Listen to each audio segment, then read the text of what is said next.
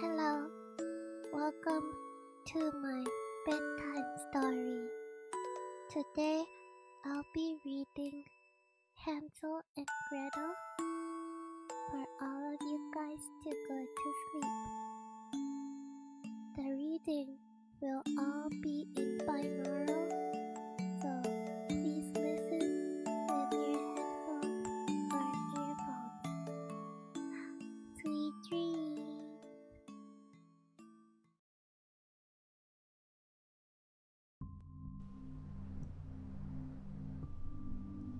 Once upon a time, on the edge of a great forest, there lived a very poor woodcutter with his wife and his two children, Hansel and Gretel.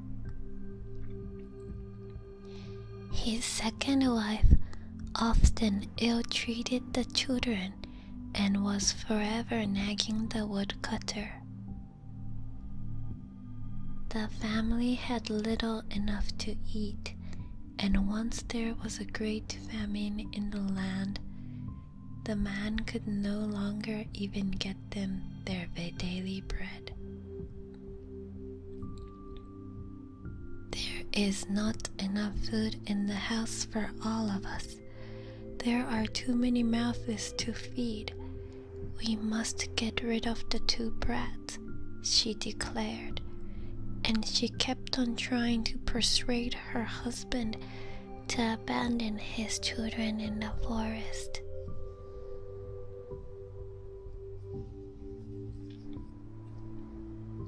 Take them miles from home, so far that they can never find their way back. Maybe someone will find them and give them a home. The downcast woodcutter didn't know what to do. Hansel, who one evening had overheard his parents' conversation, comforted Gretel. "Don't worry, if they do leave us in the forest, we'll find a way home," he said. And slipping out of the house, he filled his pockets with his little white pebbles, then went back to bed. All night long, the woodcutter's wife harped on and on at her husband, till at dawn he led Hansel and Gretel away into the forest. But as they went into the depths of the trees, Hansel dropped a little white pebble here and there on the mossy green ground. At a certain point, the children found they really were alone. The woodcutter had plucked up enough courage to desert them, had mumbled an excuse, and was gone. Night fell, but the woodcutter did not return. Gretel began to sob bitterly. Hansel too felt scared, but he tried to hide his feelings and comfort his sister. "Don't cry. Trust me. I swear I'll take you home, even if Father doesn't come back for us." Luckily, the moon was full that night, and Hansel waited till its cold light filtered through the trees. The moon was shining bright as a day, and the white pebbles glittered like new silver coins. "Now give me your hand," he said. "We'll get home safely, you'll see." The tiny white pebbles gleaming in the moonlight showed the children their way home. They crept through a half-open window without wakening their parents. Cold, tired, but thankful to be home again, they slipped into bed. Next day, when their stepmother discovered that Hansel and Gretel had returned, she went into a rage. Stifling her anger in front of the children, she locked her bedroom door, reproaching her husband for failing to carry out her orders. The weak woodcutter protested, torn as he was between shame and fear of disobeying his cruel wife. The wicked stepmother kept Hansel and Gretel under lock and key all day, with nothing for supper but a sip of water and some hard bread. All night, husband and wife quarreled, and when dawn came, the woodcutter led the children out into the forest.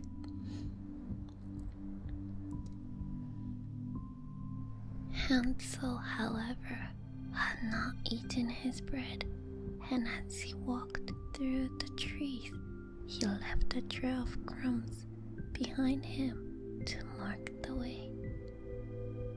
But the little boy had forgotten about the hungry birds that lived in the forest.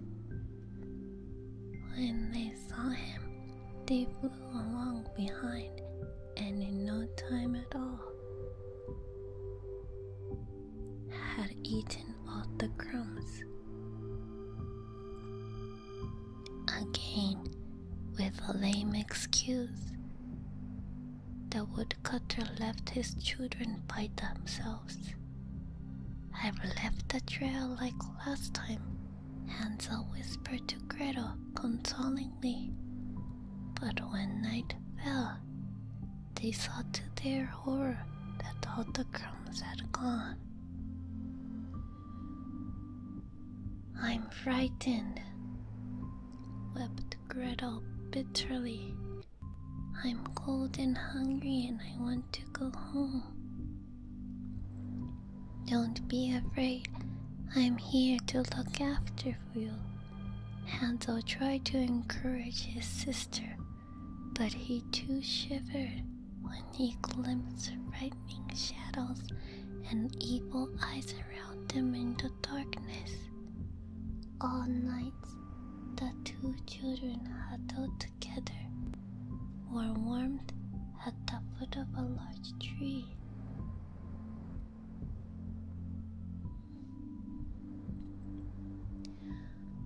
When dawn broke, they started to wander about the forest, seeking a path, but all hope soon faded. They were well and truly lost. On they walked and walked, till suddenly they came upon a strange cottage in the middle of a glade. "This is chocolate," gasped Hansel as he broke a lump of plaster from the wall. "And this is icing," exclaimed Gretel, putting another piece of wall in her mouth. Starving but delighted, the children began to eat pieces of candy broken off the cottage. "Isn't this delicious?" said Gretel with her mouth full. She had never tasted anything so nice. "We'll stay here," Hansel declared, munching a bit of nougat. They were just about to try a piece of biscuit door when it quickly swung open. "Well, well," said an old woman, peering out with a crafty look. "And haven't you children a sweet tooth? Come in, you've nothing to fear," went on the old woman. Unluckily for Hansel and Gretel, however, The sugar candy cottage belonged to an old witch, her trap for catching unwary victims. The two children had come to a really nasty place. "We'll get to work on that," said Hansel, "and have a real feast. I'll eat a piece of the roof. Gretel, you can eat some of the window. That will taste real sweet." Hansel reached up and broke off a little of the roof to see how it tasted, and Gretel went up the window pane and nibbled on it. Then a shrill voice called out from inside the house, "Nibble, nibble, little mouse, who is nibbling at my house?" The children answered, "It is not I, it is not I, it is the wind, the child of sky." And they went on eating without stopping. The roof tasted awfully good to Hansel, so he tore off a great big piece of it, and Gretel pushed out the whole round window pane and sat down and really enjoyed it. All at once, the door opened, and a woman, as odd as the hills, leaning on crutches, came creeping out. Hansel and Gretel were so frightened that they dropped what they had in their hands, but the old woman just nodded her head and said, My, you dear children, who has brought you here? Come right in and stay with me. No harm will befall you." But the old woman had only pretended to be so friendly. Really, she was a wicked witch who lay in wait for children and had built the house of bread and sugar just to lure them inside. Witches have red eyes and can't see far, but they have a keen sense of smell, like animals, so they can tell whenever human beings are near. When a child came into her power, she would kill it, cook it, and eat it. She took both of them by the hand and led them into her little house. Then she set nice food before them, milk and pancakes with sugar, apples, and nuts. After that, she made up 2 beautiful white breads for them, and Hansel and Gretel lay down in them and thought they were in heaven. Would be a real feast for her. Early in the morning, before the children were awake, she was already up, and when she saw both of them fast asleep and looking so darling, with their rosy fat cheeks, she muttered herself, "That will be a nice bite." Then she seized Hansel with her shriveled hands and shut him up in a little cage with a grating in the lid and locked it. And scream as he would, it didn't help him any. Then she went to Gretel, shook her till she woke up and cried, "Get up, you lazy creature, fetch some water and cook your brother something good. He has to stay in the cage and get fat. As soon as he's fat, I'll eat him." Gretel began to cry, as her heart would break, but it was all no use. She had to do what the wicked witch told her to do. Now the finest food was cooked for poor Hansel, but Gretel got nothing but crab shells. Every morning, the old woman would creep out to the cage and cry, "Hansel, put your finger out so I can feel whether you are getting fat." But Hansel would put out a bone, and the old woman's eyes were so bad that she couldn't tell that, but thought it was Hansel's finger, and she just couldn't understand why he didn't get fat. When 4 weeks had gone by, the Hansel still was thin as ever. She completely lost patience and was willing to wait no longer.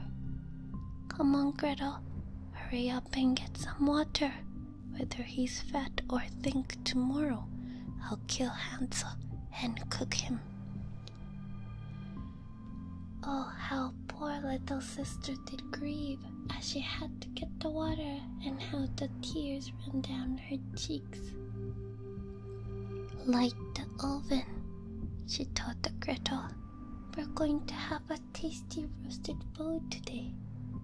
A little later, hungry and impatient, she went on. "Run and see if the oven is hot enough.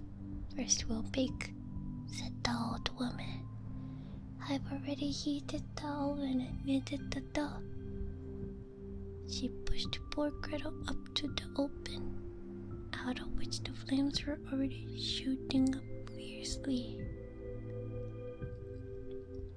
"Crawl in," said the witch, "and see whether it's got hot enough for us to put the bread in."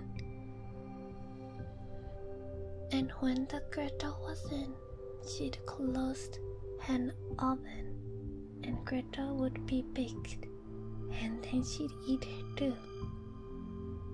But Gretel saw what she was up to and said, "I don't know how to. How do I get inside?" "Goose, goose," cried the witch angrily. "The oven is big enough. Why, look, I can even get in myself," and scrambled up and stuck her head in the oven.